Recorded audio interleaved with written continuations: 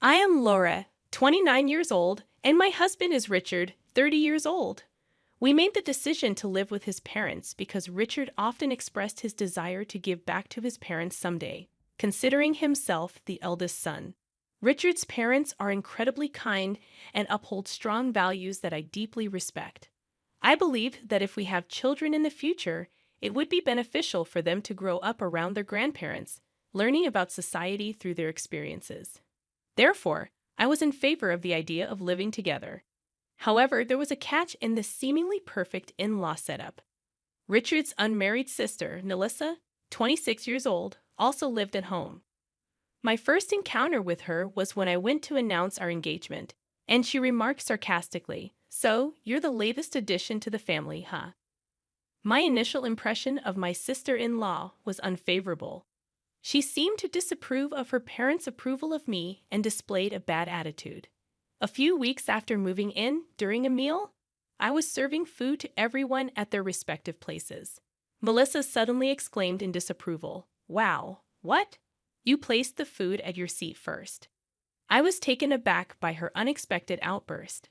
I explained that my seat was closest to the kitchen, but she continued to make a fuss, insisting that I should have served her first. Witnessing this, my husband stepped in, reminding her of the importance of respecting me as the wife of the eldest son. However, Melissa retorted, dismissing me as just another woman from outside the family, refusing to acknowledge the significance of our relationship within the family hierarchy. Melissa's remark about me not being particularly attractive and deserving to be treated accordingly elicited a furious response from Richard. Sensing the brewing tension between siblings, I intervened, reassuring Richard and diffusing the situation. "Richard, it's okay, thank you," I said before turning to Melissa. "I'm sorry. Next time, I'll serve your portion first." I had my reasons for diffusing the conflict. Family arguments were counterproductive, especially considering our shared living situation and the fact that Richard had informed me that Melissa was likely getting married soon, which could potentially change our dynamic. However, Melissa's condescending attitude persisted. She would demand things from me with an air of entitlement, criticizing me for not anticipating her preferences.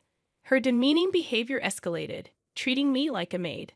I noticed that she behaved differently when her parents were around, which made me hesitant to discuss the issue with them. One night, after midnight, she arrived home completely drunk, waking me up with her complaints. Worried about her safety, I helped her to the living room, where she began to share details about her life. She boasted about her fiancé, emphasizing how different their situation was from mine. According to her, they could afford to order food from any restaurant every day, unlike us, who, in her words, were stuck with bland mushroom soup for the PO. Despite her condescending tone, I chose to remain patient and composed, realizing that her behavior was a reflection of her own insecurities and need for validation. The difference between us became starkly apparent. "I'm not like you, plain-faced maid," my sister-in-law sneered, demanding water in the middle of the night. I muttered my annoyance under my breath, but she, emboldened by a few drinks, fixed me with a sharp glare. "What's with that look? Are you defying me because you're just a maid, living off my parents? It's only fitting to call you that," she scoffed, repeating the word maid with drunken laughter. Despite my urge to retaliate, I restrained myself. I was determined to uphold social manners, especially for the sake of my unborn baby. My husband and I chose to live with his parents to support them. They were good people, and I wanted to help. Yet being looked down upon as a mere maid was infuriating. Trying to distract myself, I began cleaning, but the frustration lingered, my grip on the vacuum tightening. During my cleaning spree, I noticed wedding invitations on the table, suggesting my sister-in-law was getting married. Curiosity piqued. I examined the name on the invitation and realized I knew the guy. An idea struck me. Maybe I could put her arrogant attitude in its place. The day she brought her boyfriend home, I had just finished cleaning the balcony and garage. As I returned inside, she berated me for taking too long, oblivious to the fact that I was just 10 minutes past our agreed meeting time. I echoed her words, emphasizing maid. How many times do I have to tell you? You're basically the maid, she ranted. I smiled inwardly, confident that I could finally show her that being respectful to others, regardless of their status, was the true mark of class. I wouldn't have renewed your contract, I retorted, my words cutting through the air like a knife. Her face flushed with anger, her voice rising in volume. I calculated the perfect moment to strike. Anyone in the living room would surely hear her now. Maintaining an air of innocence, I went to serve the tea. And there he was, Michael. I called out to him just as Isis, my sister's fiancé, did. I had suspected our connection, and my hunch was right. He was her first love. Hot, Laura? Michael looked up in surprise. You haven't changed at all, still as funny as ever, I said, smiling at him. My sister-in-law stared at us, stunned, her head swiveling between the two of us as she tried to comprehend our acquaintance. Michael continued, more than acquaintances, she was my first love. My sister-in-law's face turned pale, and she almost collapsed into her chair. No way, you were engaged too. This woman, you were just a second-hand product. The word second-hand didn't escape my ears. People who belittle others often reveal their true colors. I seized the opportunity, repeating the word for emphasis. He mentioned maid in the kitchen earlier. My sister-in-law stammered, her escape route blocked. Oh, that was just a joke between us. You know how we joke around. She tried to dismiss it, but I wasn't letting her off the hook. Complaining about the table service order and calling me plain Jane, are those jokes too? Because if they are, they're in bad taste, I challenged, refusing to back down. Michael chimed in, objecting to being called second-hand like a thrift store item. The irony of her insults finally struck her, and her discomfort was evident. This was my chance to strike back at the sister-in-law who had made my life miserable. It felt like a miraculous opportunity, a gift from the heavens. Slowly, I approached her, applying gentle pressure. Shall we share some memories of being called second-hand and maid? I said, my tone dripping with irony. As I placed the tea on the table, Michael settled back into the couch, saying, "Thank you, Laura," signaling that the tables had turned in my favor. I first met Lori back in high school when I was part of the basketball team, and she was the captain of the girls' basketball team. During my slumps, she always encouraged me, emphasizing that recognizing the issue was the first step toward improvement. She had a way of offering positive words, even appreciating small details like the trajectory of my shots. Lori's wisdom stuck with me, especially her advice that life wasn't a tournament with definitive defeats, but rather a league where wins and losses alternated. Her occasional gesture of giving me sports drinks meant the world to me. I must admit, I harbored a small crush on her and even asked her out, but Laura was incredibly popular. His expression remained stoic as he continued. After I asked her out one summer and got rejected, Lori remained considerate. She still treated me the same and even continued giving me drinks. My first love was a mix of bitterness and sweetness. He looked directly at my sister-in-law, accusing Laura of being called maid and me secondhand. Suddenly, I saw my opportunity. I now understand the kind of person you are, he said, his voice firm. I can't see us continuing this relationship.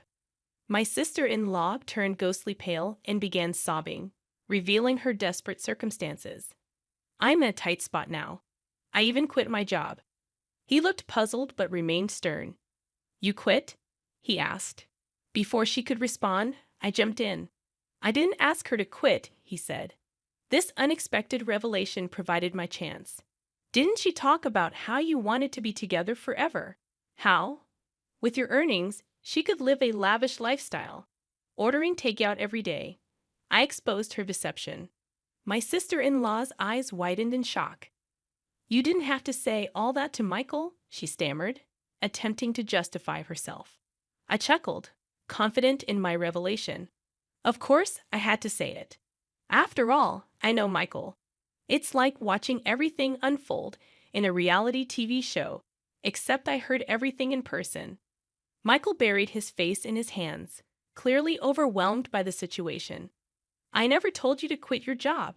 I mean, I didn't say to continue either, he responded, leaving her to confront her own choices and deceptions. Michael shrugged, voicing his concerns.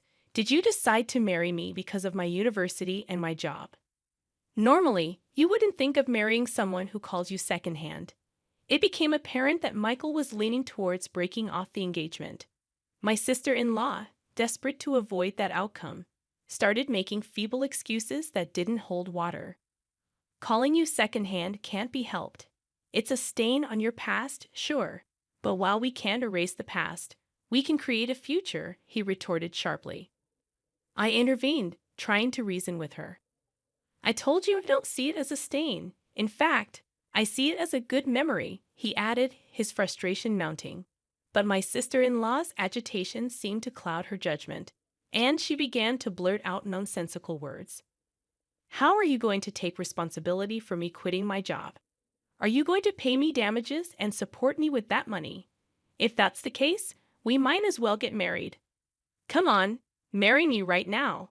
Right this instant, she yelled, grabbing Michael by the collar. Michael started to speak, his voice trembling. I never asked you to quit. Just then, a trembling voice interrupted, and we turned to see my mother-in-law standing there. I heard voices from downstairs, so I thought Michael was here. When I came down, I saw the two of you arguing loudly. I was waiting for a moment to step in, but what I heard was so unbelievable that I just froze, she said, her expression grim. Behind her, my father-in-law stood imposingly, and even further back, my husband trembled. I really am sorry for what happened, Michael, my father-in-law said. My apologies to Michael too, but the one who's really been wronged is Laura, my mother-in-law added, her eyes welling up. Why did you hurl such harsh words like maid at Laura, who's always been so kind to us? She did everything out of goodwill, and you belittled her. Apologize now. My husband's voice was hoarse as he spoke. Laura didn't want you to hear bad things about your own daughter. She endured it all on her own. I knew about it, but I'm sorry, Laura. I hadn't realized you were being referred to as a maid recently. Apologize now, my mother-in-law said firmly, slapping my sister-in-law across the face. Gritting her teeth and glaring at me, my sister-in-law managed to choke out, I'm sorry.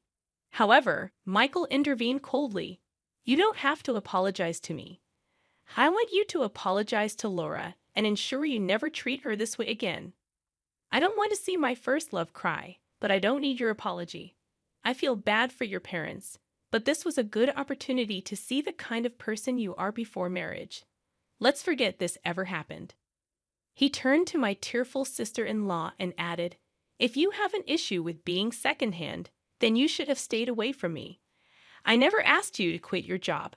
As he prepared to leave, he apologized once more to my mother-in-law and father-in-law. At least make it seem like I dumped you, he urged. My sister-in-law screamed, Enough is enough. But my father-in-law also slapped her across the face. Michael, thank you for coming today. I hope you'll find a wonderful person next time, my father-in-law said gently, patting Michael's shoulder. After that, my sister-in-law was forcibly kicked out of the house. Laura, I'm so sorry for everything, my mother-in-law said, apologizing even though she hadn't done anything wrong. We truly appreciate everything you've done for us. I married into this family because I really like you and Father. I want to be with you always, forever, I said, holding Lionel's hand. My in-laws disowned my sister-in-law, vowing never to let her near me again. Months later, my sister-in-law sent an email to my husband, asking for financial help, claiming she couldn't find a job and couldn't pay her rent. However, my husband blocked her in front of me. Several years later, I heard that Michael got married. We started to keep in touch again after the incident with my sister-in-law. By then, I had given birth to our first child. When we have our own kids, I'd like parenting advice from you, Michael said. Yay, our child is so lucky to have grandparents who adore her, I replied. We want our child to be loved and to know love. We named our child Amy, which means beloved.